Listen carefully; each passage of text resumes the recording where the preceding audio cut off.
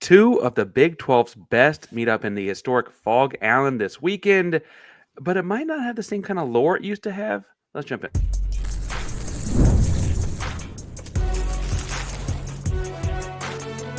You are Locked On College Crossover, part of the Locked On Podcast Network. Your team every day. Welcome to a crossover edition of Locked On Coogs and Locked On Jayhawks. I'm one of your hosts, Parker Ainsworth, Locked On Coogs, joined by Derek Johnson of Locked On Jayhawks. And Derek, I always ask a weird question to start shows. It's typically got something to do with food. I feel like when we've done this before, I talked with you about barbecue. Is there a Kansas food that's not barbecue? Should I know something about Kansas cuisine besides barbecue?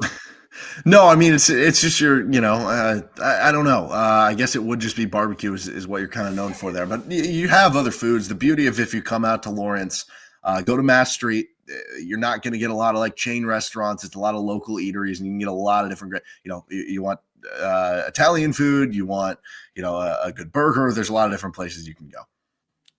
And if you're out there listening to this on your way to the game or whatever aspect of your travel and getting ready for it you are in, today's show is brought to you by Game Time, the place to get last minute tickets, the lowest price guaranteed. But we got more on that later. Derek, we had a big basketball game this weekend. Pretty big, yeah, pretty important. Pretty important for Houston trying to get their 12th straight win. Kansas trying to just stay atop the Big 12. I mean, if Kansas loses this game, they'd have 3 losses. Houston would be 8-0. You can probably kiss the Big 12 title race from the Kansas perspective goodbye. Obviously, Houston would be in good situation there. And for Houston, they still have to fend off Iowa State and Arizona and some of these other schools. But it's kind of do or die mode from that perspective for Kansas, which I guess we could get into, like just how important is winning the Big 12 in today's day and age where these conferences are so ballooned up and, you have imbalanced schedules and stuff like that. Like it feels like it is more tailored to just what seed are you going to get in the NCAA tournament? But if you win the Big 12, you're probably going to get a 1 seed in the NCAA tournament. Yeah, and that's certainly how it worked out for Houston a year ago. They won the regular season Big 12 by actually 2 games. And then in the conference tournament, I guess they got to the final, and the final itself, they kind of ran out of gas. It was a little bit of an embarrassing score. And like you mentioned, that didn't really matter as far as seeding goes. I think if you'd asked someone in August, they'd said, like, that's the biggest game in the Big 12 this week. And, Houston took a couple losses early. Kansas a couple losses as of late. That has shaped this one a little bit differently. What are Kansas folks feeling, and what are Kansas folks thinking about Houston with those 3 losses coming in? Yeah, it's interesting. I think a lot of people really respect what Kelvin Sampson has done and know how good Houston is. Obviously, what I find interesting is on KenPom, their net rating right now is actually higher than it was a season ago. But also, I've heard from some Kansas fans and that are optimistic about how this is going to go and pointing to the fact that, okay, but who are the best wins right now on the resume for Houston, right? Like, who do you point to and say, oh, well, that's proof that they can beat this other top team? And my kind of counter has been, I know they lost to Auburn and Alabama, the top teams they played, but they lost one in overtime, and the Auburn one, they were up late and gave up a couple buckets late. But that kind of is the big question right now. But yeah, I mean, you look at Houston, number 1 defense in the country. It's just kind of classic on and on. And I'd be curious from your perspective because this has not been a vintage Kansas season, so to speak. Obviously there's still a lot of other schools would take this down year, I guess you would call it, for Kansas. Obviously, I think they've been better than they were last year. But when you look at the Houston perspective, I'm very curious if you're comparing to past years, because you look at last year's Houston team that I just mentioned, they're lower on KenPom and net rating, but like last year had Jamal Shead. And, last year's Houston team, if he doesn't get injured in the Duke game, like who knows how far they go in that NCAA tournament. I don't know. I just even though I think Houston is an awesome team this year and probably has the best defense in the country, I have a hard time believing they're really better than last year's team. So, like, what is the pulse on where Houston is at right now? Yeah, last year, Houston was absolutely the Jamal Shead show when they needed to be, right? So he was the backpack guy, is kind of what I've been calling him. It's like at the end of the game, everyone jumps in the backpack and he carries us to whatever. And if that means he's got to get 29 against Texas, he does it. If he gets 12 assists here, he does it. If that means he guards your best player, he does it, right? This year's been more of a committee kind of thing. Houston did return like 8 of the 9 rotational guys from last year's team. Like they return a lot, right? Jamal Shead was just the one exodus, and he's a pretty big deal. He's a Big 12 player of the year, right? as we look at this year's group, they've kind of shared that. And if I'm being honest, you mentioned losses to Auburn, losses to Alabama and San Diego State, both in Las Vegas. I guess all three were on neutral floors technically. The real trick there was those all happened before November 30th, where they're still trying to find who that guy is. You're playing Auburn, who we now know is one of the best teams in America. You're playing Alabama, who was coming off of a Final Four, and we know is a very good team, right? San Diego State, I have other thoughts on that. They just played bad in that one. But the truth there is that, like, that's really early, and you're replacing your point guard and best player, and they didn't really know what their options were. I mean, they were up late in both of the Alabama and Auburn games, didn't go their way. If the Petaway kid doesn't get hot, I mean, he had 12 points in 4 minutes, kind of hot early in the season. Like, who knows what that win looks like now, right? So I think people chalk that up to early season kind of miscues. I will say it's been a while since we've played a team ranked as high as Kansas, even in your town here, though, like you're saying. So it changes up the game a little bit for sure.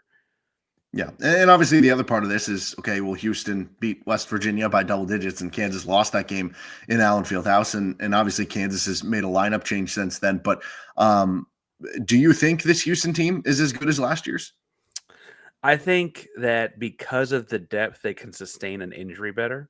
Whereas last year it was like, we had guys getting hurt. JoJo Tugler missed the last month of the season with a broken foot. Terrence Arsenault tore his Achilles in December, right? And then Jamal Shead in the ankle, right, in the Sweet 16 into the season. I think this team could withstand an injury to the rotation. I don't want, knock on wood, I'm not wishing for it, but I think they could better, right? That said, we've also seen, like, sometimes you just need the better Jimmy or Joe. It's not about what else you do, right? And so I do. Obviously, we all miss Jamal a lot and wish we kind of had that guy. It's been like UCF. They played a close one against UCF in Orlando the other day, and it was Juwan Roberts, right? Like, there's been moments where it looks like it's a different guy for this game or a different guy for that game. LJ Correa had a stretch, he had like over 23 games in a row or something. Like, there's guys can pop up, but the consistency, who do we know it's going to be? Who can we fall back to is certainly missing. You just kind of, if you start beating teams like that did Utah and TCU, you might not need it. I don't know. That's I think the route they've been lately. Anyway, that's kind of what I'm feeling on it. Yeah. Yeah, and when you do look at the three losses they had, as well as the UCF game, because every other game is a double-digit win right now. So those would be the commonalities of games that either they lost or were closest to losing.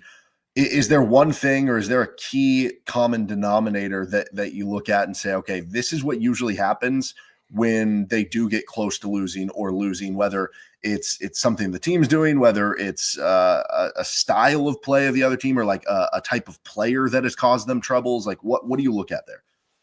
It's all about how do you take the guards out, right? So against UCF, you kind of had a down LJ Cryer game. He had just 6 points.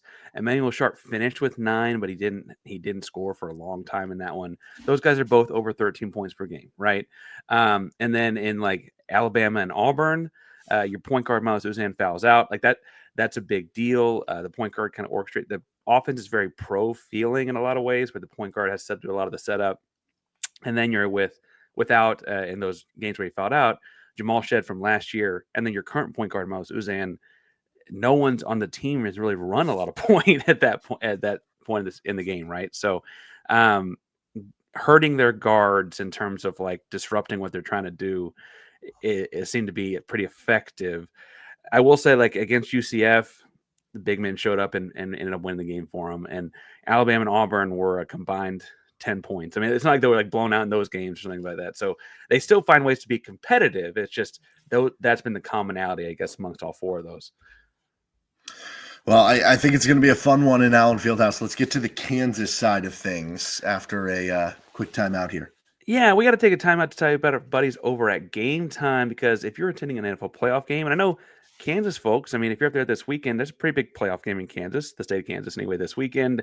State of Missouri. People are going to come for you. People right across the border. Kansas City, Missouri. You can drive there. Yes. But the excitement at that game is something you cannot replicate. Connection in a playoff game between fans and the stadium, the atmosphere is just rivaled, and Game Time makes it easier to create those unforgettable moments with their new feature, the Game Time Picks. It filters out all the fluff and shows you only the best deals on great seats so you can focus on what matters, which is being there. Now, I actually used Game Time to purchase some holiday gifts. I thought giving experiences sounded like a good idea, and using the Game Time app made it super easy to find incredible seats, great values, and you can even preview what it's going to look like in that arena for that type of event from their Game Time app. The all-in pricing means you know that exactly what you're paying for. Knowing the tickets are back, the Game Time guarantee gives you complete peace of mind. Take the guesswork out of buying tickets with Game Time. Download the Game Time app, create an account, and use code LOCKEDONCollege for $20 off your first purchase. Terms apply again. Create an account and redeem code LOCKEDONCollege, LOCKEDONCOLLEGE, for $20 off. Download Game Time today. Last minute tickets, lowest prices, guaranteed. All right, Derek, you mentioned that West Virginia game. And I got to be honest, I don't mean to harp on one single game to indict someone's season on, because that would not be fair to either one of these programs. But I do think part of my fear before the season about this game would have been, frankly, the difference in this game when it was played in Fog Allen versus in Fertitta last year, right? Like in Fog Allen, Houston looked kind of rattled. I think it was like a 14-point loss or something for Houston. And then when it came down to the H and played at Fertitta Center, it was all things Houston all the time, right? It didn't look like they were playing the same sport at one point. And I don't mean to rub that in, but I do think that my fear about this game initially was you got to go there though, right? And so I guess from that West Virginia game, what happened in Kansas that night? And then I want to steal it and use it, but what happened in Kansas that night? Yeah, it was kind of a sleepy game. It was the December 31st game. It was a day game coming into New Year's night. It was your first game back from Christmas break. So I don't know if that played into it at all in terms of kind of sleepwalking into it. And then what happened, the weird part about it was West Virginia had all sorts of travel issues, and they were playing down, like they were playing without guys. So like they were actually the team that was, backs against the wall a little bit more, you would think, than Kansas was. But their head coach, DeVries, came up with a wonderful system and scheme to basically raise the line where Hunter Dickinson was. And they basically just attacked them with relentless cuts and all this backdoor action that led to a bunch of easy layups at the rim. They went 12 of 13 at the rim in the game, did West Virginia, and they jumped out to an early lead. It was a combination of that. It was a combination of Kansas just looked lethargic, and that's been a common theme this year for KU. Oddly enough, they've had a lot of slow starts to games. They just had one against TCU this past week. They had one against Missouri and Creighton in losses earlier this year. Slow starts to games where they haven't come out with a lot of energy, and they found that energy in the second half, as they have in a lot of these situations. But just like the Missouri game, just like the Creighton game, they dug themselves too deep of a hole in the first half to be able to come from behind. And so they ended up having a good second half. They figured out this lineup of playing Flory Badunga next to Hunter Dickinson, which doesn't sound like it'd work in today's day and age of modern basketball with two centers next to each other, but it did. And the lineup, they've continued to go to it at different points. In fact, now they're starting that lineup with KJ Adams being injured right now, and it's worked a lot better. Also, since this point in time, they entered Shakeel Moore into the starting lineup. So Shaq Moore was a transfer from Mississippi State, known as a really good defensive guard, really athletic guard who can kind of get his own bucket a little bit here or there. In that game, Shakeel Moore only played 2 minutes. And to that point in the season, he was not really playing much at all. It'd be 5 minutes here, 3 minutes there, 5 minutes another game. Part of it was he had an injury at the beginning of the season and was working back.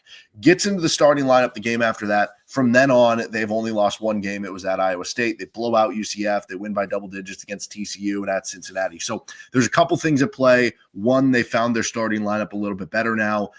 Two, it was just kind of a bad game. And three, I think Javon Small was fantastic in that game. He had a near triple-double, and they were just, I think, kind of the better team that day. And there was some weird stuff that happened late in the game.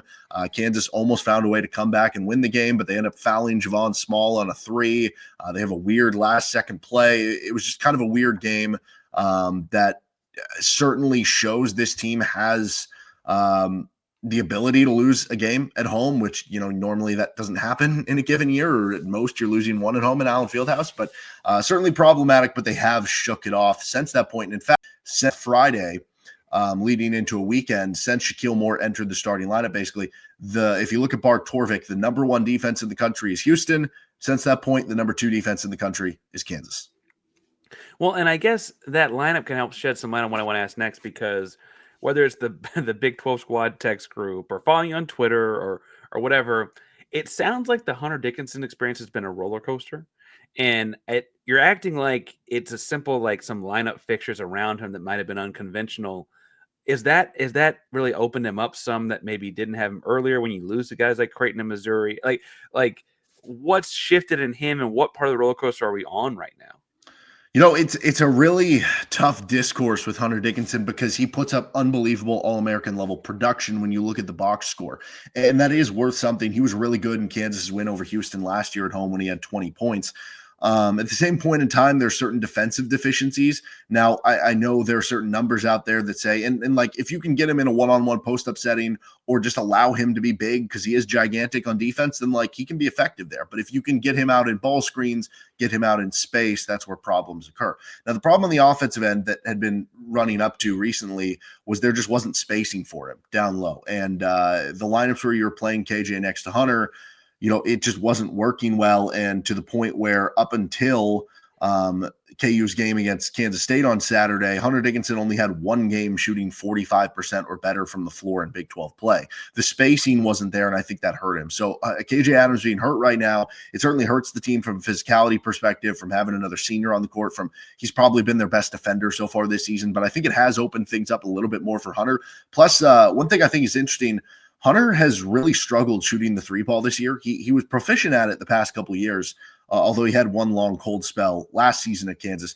He hasn't taken a single three the last two games. He's been struggling at it this year. I wonder if there's some sort of mindset shift coming from him, coming from Bill Self, whoever, to kind of get your butt down in the post and do the work that you need to be done. But yeah, I mean, it's certainly been an interesting one among KU fans because you get the standpoint where it's like, well, the dude's averaging 16 and 10. Like, what do you want him to do? And then you get the other standpoint where it's like, yeah, but he's not hustling hard enough. He's not doing this or that. There is certainly a polarizing player among KU fans. Well, you mentioned Bill Self, getting on his butt and coaching him up, and obviously Bill Self, Kelvin Sampson, both two of the legends in the sport. One thing that stuck out of me is like, I didn't anticipate that from a Bill Self team, but I also don't follow them as closely as you do, so maybe it's more common. They shoot very few free throws. And that, to me, as a coach, indicates like you're not attacking the rim, getting in the paint, shooting a lot of jump shots. It's a lot less fouls on jump shots, right? And that kind of stuff. But you're also saying that Hunter Dickinson's not shooting a bunch of threes anymore. So I guess, like, is someone else shooting the ball from outside? Why aren't they shooting any free throws? Why aren't they getting the line? Is it just a bunch of bad refs? Like, what's going on there? It's been a big talking point here, and I think part of the issue, because like here's the thing, if you look at the amount of shots that KU takes at the rim, 36% of KU shots, right, are coming at the rim this season. They've taken 684 shots at the rim. And that puts them in the 90th percentile in the country in the amount of shots that they're taking at the rim. So it's not a problem of like they're not taking shots at the rim. They're taking shots at the rim at a very high rate. I think part of the problem is, like you said, you view guys who get fouled. I view them as like guys who are attacking on a straight line drive or are trying to overpower someone and they get overpowered back, right? Hunter Dickinson is kind of a back to the basket, like going to flip one up, like, not really going to go into the contact, if that kind of makes sense. So it's not going to draw as many fouls. I do think that, KJ isn't somebody who's taken like a ton of shots so far this season. Most of his shots have been kind of like push shots or wide open dunks. So like, and folks know I love KJ Adams for a lot of personal reasons, but he's not a great free throw shooter. like that's not the guy you want doing it, I don't think. No, but so, I mean, it's a combination of things. Like DeJuan Harris is somebody who can hit a floater or something, but he's not really driving to get fouled. Zeke Mayo is more of a shooter. So I think it's a combination. One, could maybe they get a little bit friendlier of a whistle in certain situations? I mean, sure. But like, I don't know. I think part of it is personnel based. And I was actually surprised. I was going back in some of the numbers of Bill Self's time at Kansas and like, because you're right. I think of like Bill Self teams, some of the past ones of being these tough-nosed teams that are going to get to the free throw line, but here's their rankings of free throw rate the past couple of seasons. Obviously this year it's 364th, but 186, 227th, 112th, 220th. Like there's some years at 2018, they were 329th. So that one made sense because they shot a lot of threes. So I don't know. I think it's a personnel thing a little bit. And I think that maybe the lineup with Floyd Badunga, they've been doing a little bit better job getting it recently, but yeah, it's certainly a bit of a head scratcher. It's just one that's interesting when you think of how many talented basketball players on it. I mean, it's got some of the best recruiting in the country here, and you're out and all. They had the transfer portal hard. They get the Zeke Mayos of the transfer portal and that kind of stuff too. And last question before we talk about this game in particular, how has that because Houston retained a lot of its returners, brought in one transfer this year, and really like one or two the year before, right? Um, Kansas has a lot more than that. Not like some rosters out there that completely turn over. Has the integration taken time? How's that worked in terms of pulling guys in? Yes, yes, it has taken some time, and Bill Self is typically very hard to crack the lineup for.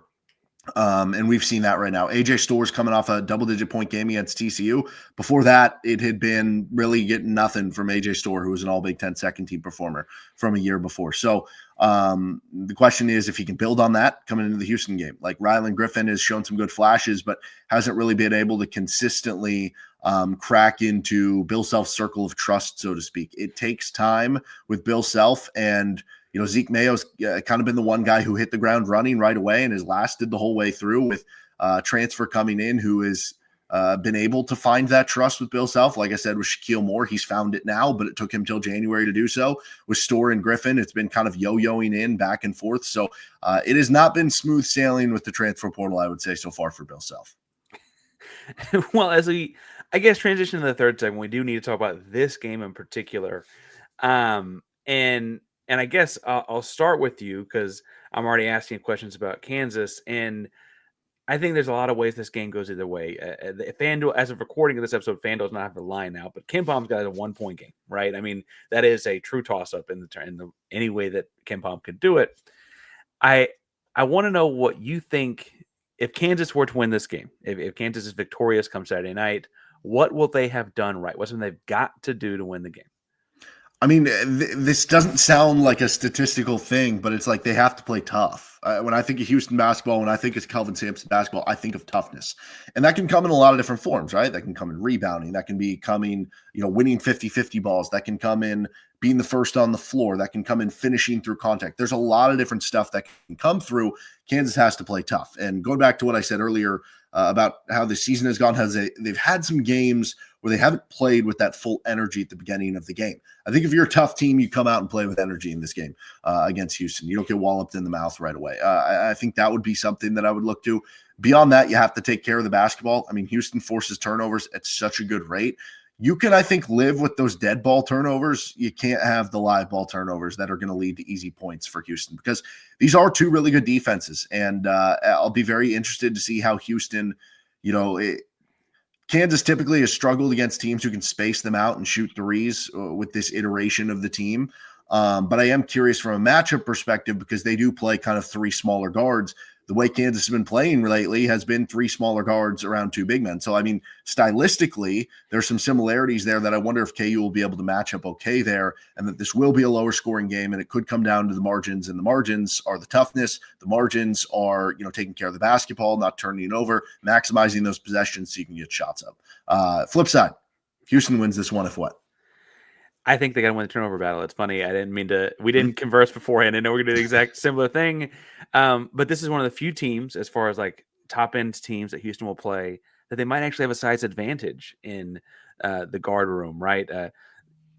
DeJuan Harris is 6'2", Miles Uzan 6'4", Shakeel Moore is listed at 6'1". I got him right here. LJ Cryer is listed at 6'2", and then Zeke Mayo is listed at 6'4", and Emmanuel Sharp, who is supposed to start. He rolled his ankle in practice on Tuesday, sat out Wednesday's game. I think more precautionary. Like Kelvin Sampson said after the game, he didn't know till warm-ups he wasn't going to play. He's 6'3". The guy that came in and started for him, Terrence Armstrong, was 6'5" and change. I say to say that Houston actually has some size there, and if they can use that length to force the issue here. The issue is that it feels like Houston's going to have to force the issue with turnovers. A very Bill Self aspect of this team is that they don't commit turnovers that aren't like unforced turnovers or like top 20 in the country. It looks like to me as I'm reading the stats here on KenPom, and that's indicative, I think, of a team that you're going to have to make them make mistakes, right? And so Houston's going to have to do those kinds of things. Now against Utah, who we can all kick out of the Big 12 at this point, I think. They did. Utah committed 24 turnovers and made 13 field goals. That's insane, right? against UCF, it was just 13 turnovers, and we saw how close that game was. And I don't mean to knock UCF a whole lot. I think Kansas has better basketball players than UCF, regardless of how they play, right? And so that's going to be a big deal, is forcing the turnovers with the backcourt guys. In the front court, I think it's controlling the pace, not letting Hunter Dickinson be comfortable and really kind of making him play, like you mentioned, kind of a Houston style of basketball, because as you've alluded to, that's not really his comfort zone. He's not the guy who's going to beat you up physically. He's a little more finesse to his game. Houston's got some junkyard dog to him, right? And so I think that's what Houston have to do in this one. Obviously, those could both lead to fouls and fouling out and all kinds of problems. But I think that's how this would go if Houston wins. And now I'm going to put you in a spot a little bit, Derek. Make your prediction. You've been very honest about Kansas all year long. What do you think's happening Saturday?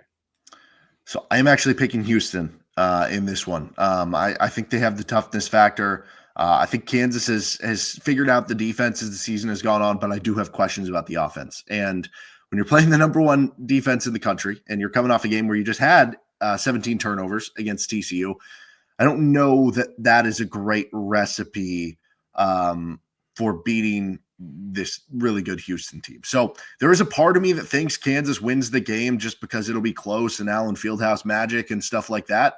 But right now I would be picking Houston to pull this upset on the, well, I guess not an upset, but feels weird not saying a team coming into Allen Fieldhouse should be an upset. But I think it'll be a good game though, regardless. At least it'll be a close game. I don't know how good it'll be. It might be one of those ugly, like you have the Ken Palm lineup there if you're watching on YouTube, 64-63. Might be kind of an ugly game, but I think it'll be a close one. Well, and I have to stress that if you broke 60, as the Ken Palm prediction says, that hasn't happened a whole lot to Houston this year. And Houston is coming off a few wins in a row, but they're really, in all of those wins, are keeping teams down in the low 50s, with the exception of UCF. So, I don't mean to sound like a total homer. I'm going to pick Houston too, I think. And I think the deal is like you're saying, it's like Houston's a little bit more prepared for the moment, I think, than they might have been a year ago. First year in the Big 12, got a bunch of returners. And then for what it's worth, Milos came to Houston from Oklahoma. So he's been in the Big 12, played in PHOG before. I kind of feel like it is going to be maybe a 2-possession game. So maybe it's more like 4 than the 1 point Ken Palm is saying. I don't mean to make it not close. I think Houston's got a little bit of an edge in this one. And like you're saying, Kansas kind of, to me, feels like a team that's still figuring themselves out and might be better in late February or March than they are right now. But it's certainly not the teams. It doesn't feel like the same kind of team in mid-January that they've won titles with in the past, right? So I kind of am playing both of that and feeling like Houston should be pretty comfortable in this one. Obviously, it is a single game. It is a game on the road, and all kinds of crazy things can happen. Obviously, both these schools also have a lot of basketball news these days. Where are people finding you and all the basketball stuff you got going? Kansas Jayhawks basketball is a national appeal, right? That's right. Locked On Jayhawks, anywhere you get your podcast, and on YouTube as well. And you can give me a follow at D Johnson Radio on Twitter, X, whatever you want to call it. Whatever you want to call it. About the same thing. Ainsworth 512 on Twitter and X and all that kind of stuff. I live tweet throughout the game and then go live afterwards. Obviously, folks over at Locked On Jayhawks, you got post-game stuff planned and all that kind of stuff going on as well. So make sure you subscribe to both channels. Hit the bell to know when we go live. Game tips off at 5:30 Central Time. It's Kansas Central Time. So yeah. Yes. It's 5:30 local time as well for all folks trying to get in and watch this one. Should be a fun Big 12 matchup. Houston's still looking for a quad 1 win, actually. So that's kind of a big deal here. They had to, but West Virginia has fallen out of the top 30 and UCF has fallen out of the top. Like they fell out after the fact. But anyway, this has been a crossover edition of Locked On Coogs and Locked On Jayhawks. Thank you so much for making this your first, second, third, whatever listen of the day it is for you at this point, depending on what channel you're on. Locked On Coogs and Locked On Jayhawks are both proud members of the Locked On Podcast Network and recommend Locked On College Basketball for your next listen to go keep the hoops talk going. Thanks again, and go Coogs, folks. Go Coogs.